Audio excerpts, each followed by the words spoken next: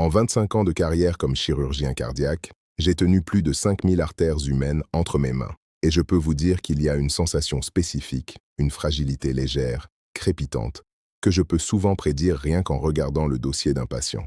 La plus grande menace non reconnue pour vos artères est ce verre de jus d'orange apparemment sain que vous buvez chaque matin. Le problème n'est pas l'orange, c'est le déferlement de sucre violent et sans fibres qui frappe votre système, créant une couche microscopique de dégâts, comme un enrobage de bonbons, sur les parois de vos artères. Si vous êtes prêt à remettre en question les conseils de santé qu'on vous a donnés et à commencer à faire des choix basés sur ce qui se passe réellement à l'intérieur de votre corps, vous êtes au bon endroit. Ce n'est pas juste une chaîne, c'est une communauté pour les gens qui prennent leur santé au sérieux. Abonnez-vous et rejoignez la conversation. Ensuite, laissez un commentaire ci-dessous en partageant l'habitude saine sur laquelle vous vous êtes toujours posé des questions. Devenons plus intelligents à ce sujet, ensemble. C'est un rituel, n'est-ce pas? Ce verre de jus d'orange le matin. La première chose, avant le café, avant le chaos. Il y a quelque chose de si pur là-dedans. La couleur d'un lever de soleil. Le poids froid du verre dans votre main. Vous pouvez presque sentir les vitamines, une pure dose de santé pour commencer la journée. Vous en versez pour vos enfants, vous en versez pour vous-même, et vous avez le sentiment d'avoir fait quelque chose de bien. Dans une matinée chargée, ça semble être la seule décision incontestablement bonne que vous puissiez prendre. Un petit acte d'attention. Nous avons grandi avec ça. L'idée que les agrumes signifient de vitamine C et que la vitamine C signifie un système immunitaire fort. C'est pratiquement une loi nutritionnelle. Un fait si simple et réconfortant que nous n'avons jamais pensé à le remettre en question. Et je dois être tout à fait honnête avec vous ici. Pendant des années, j'ai fait partie de ce cœur. En tant que cardiologue, je voyais des patients qui essayaient de bien faire, et j'acquiesçais. Un petit verre de jus? Absolument. C'est bon pour vous. Cela semblait être une science simple et établie. Mais la science n'est pas restée immobile. Elle a continué d'avancer. Et ce que nous avons appris, surtout au cours de la dernière décennie, m'a forcé à avoir une conversation très différente avec mes patients. C'est une conversation qui, franchement, a changé mes propres habitudes. Car il s'avère que la partie la plus importante de l'histoire n'est pas ce qu'il y a dans le jus, c'est ce qui en a été retiré. Pensez à manger une orange. Imaginez-le vraiment. Vous devez l'éplucher. Vous mâchez à travers les parois de fibres que la nature utilise pour contenir le jus. Cela prend quelques minutes. Ça vous cale. Maintenant, imaginez ce verre de jus. Vous pouvez boire le sucre de 4, peut-être 5 de ces oranges en moins de 60 secondes. Vous avez contourné tout le système. Vous avez retiré les freins de la nature. Et que se passe-t-il quand on retire les freins d'une voiture lancée à toute vitesse? C'est la question que nous n'avons jamais pensé à poser. C'est un processus qui commence à l'instant même où ce jus touche votre langue. Alors, que se passe-t-il sans ces freins? Moins de 15 minutes après avoir bu ce jus, votre circulation sanguine est inondée. On parle de plus de 30 grammes de sucre, l'équivalent d'une canette de soda, qui frappe votre système d'un seul coup. Ce n'est pas une augmentation en douceur. C'est un incendie majeur, une urgence biologique. Votre pancréas s'affole, libérant une énorme poussée d'insuline, l'hormone dont le travail est de retirer ce sucre de votre sang aussi vite que possible.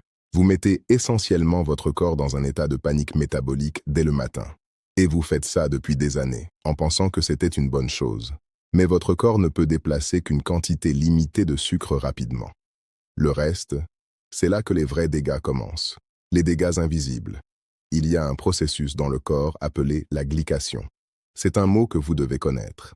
Il se produit lorsque des molécules de sucre en excès dans votre sang commencent littéralement à s'attacher aux protéines. Et l'une de leurs cibles préférées sont les protéines, le collagène et l'élastine, qui forment les parois de vos artères. Je veux que vous imaginiez ça. C'est comme si un enrobage collant et dur, comme un bonbon, se formait à l'intérieur de vos artères flexibles. Ce sucre fait en sorte que les protéines se réticulent, deviennent rigides, cassantes.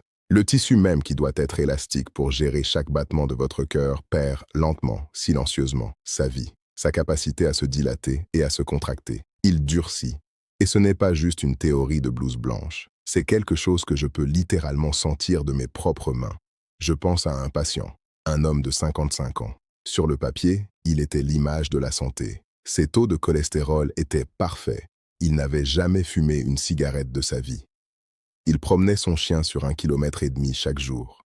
Mais sa tension artérielle commençait à grimper, et personne ne savait pourquoi. Nous avons parlé longtemps. Finalement, je l'ai trouvé. Son seul vice. Un grand verre de 47 Sinclair de jus d'orange fraîchement pressé. Chaque matin. Pendant 30 ans. Il tapotait son ventre et me disait « Docteur, c'est mon assurance santé ». Pour ses artères, c'était une agression quotidienne. Il faisait toutes les bonnes choses, mais il commençait par la seule habitude qui anéantissait tranquillement tout le reste. Cette fragilité que j'ai mentionnée, l'enrobage de bonbons, quelques années plus tard, je la sentirais de mes propres mains, en tenant son artère pendant l'opération. Je peux vous dire le moment exact où cela est passé d'une théorie clinique à une urgence personnelle pour moi. C'était quelques années après ma première rencontre avec cet homme. J'étais en salle d'opération, et il était mon patient. Je tenais son artère dans ma main. Vous devez comprendre, j'ai tenu des milliers d'artères. Une artère saine et douce, souple, comme un petit tuyau en caoutchouc. On peut sentir la vie en elle, la sienne. On aurait dit du vieux plastique craquelé. En appliquant doucement une pince, j'ai senti un grain sous le métal, une fragilité. C'est une sensation qu'un chirurgien n'oublie jamais. La sensation d'un vaisseau qui a baigné dans le sucre pendant 30 ans. Ses artères n'ont pas lâché à cause d'une maladie. Elles se sont brisées à cause de la douceur. Après l'opération, je me suis assis avec sa femme. Elle était complètement anéantie et confuse. Elle m'a regardé, les yeux pleins de larmes, et a prononcé les mots que je n'oublierai jamais. Elle a dit « Mais docteur, il est si bon. Il a arrêté les desserts il y a des années. Il ne boit pas de soda. Ce verre de jus le matin était sa seule gâterie. » Elle l'a dit avec tant d'amour. Ils croyaient tous les deux que c'était la seule chose qui le protégeait, alors qu'en fait, c'était le principal moteur de sa maladie. Ils l'empoisonnaient avec amour, diligence, sous un halo de santé. Et combien d'entre nous font exactement la même chose, à nous-mêmes, aux gens que nous aimons? Et voici le cœur du problème. Vous voyez la réaction en chaîne, n'est-ce pas? Le jus provoque l'inondation de sucre. L'inondation provoque la glycation, l'enrobage de bonbons. La glycation rigidifie les artères. Et ces artères rigides sont ce qui force votre cœur à travailler de plus en plus dur chaque jour, juste pour vous maintenir en vie. C'est ça, l'hypertension artérielle. Ce n'est pas le début du problème. C'est la fin d'une très longue chaîne. Nous dépensons des milliards en médicaments pour abaisser la tension artérielle, pour réduire le cholestérol. Nous essayons frénétiquement d'éponger le sol, mais nous ne nous arrêtons jamais pour réaliser que l'évier déborde depuis le début. Nous nous sommes tellement concentrés sur la graisse, sur le cholestérol, que nous avons complètement manqué l'ennemi qui se cachait à la vue de tous. Il ne s'agit pas de blâmer, il s'agit de comprendre. Parce qu'une fois que vous comprenez le mécanisme, vous pouvez commencer à le défaire. Et la sortie de tout ça, la façon de fermer le robinet, est plus simple que ce qu'on vous a fait croire. Et donc, vous avez essayé d'éponger le sol pendant que l'évier déborde. Mais voici la bonne nouvelle, et elle est vraiment révolutionnaire. Vous pouvez fermer le robinet, et vous pouvez le faire dès demain matin. La solution n'est pas la privation, c'est l'intelligence. Je ne vous demande pas de renoncer aux fruits. Je vous demande d'arrêter de les boire et de recommencer à les manger. Mangez l'orange, mangez la pomme. En faisant ce simple choix, vous remettez le système de freinage en marche dans la machine. Vous laissez les fibres faire le travail pour lequel la nature les a conçues. Ralentir le sucre, protéger votre système et nourrir votre corps. Vous reprenez le contrôle. C'est la première étape, et c'est la plus importante. Voici la deuxième étape. Commencez à marcher 10 minutes après vos repas. N'importe quel repas. Une petite promenade simple. Qu'est-ce que cela fait? Cela dit à vos muscles de s'ouvrir et de puiser le sucre de votre circulation sanguine pour l'utiliser comme carburant immédiat. Vous brûlez littéralement le sucre avant même qu'il ait une chance de créer ces dégâts collants, cet enrobage de bonbons. Et la troisième étape, pour le reste de votre journée. Devenez un détective. Regardez les étiquettes des aliments que vous pensez sains. Ce yaourt, cette vinaigrette, cette soupe en conserve. Vous serez choqué de voir où se cache le sucre.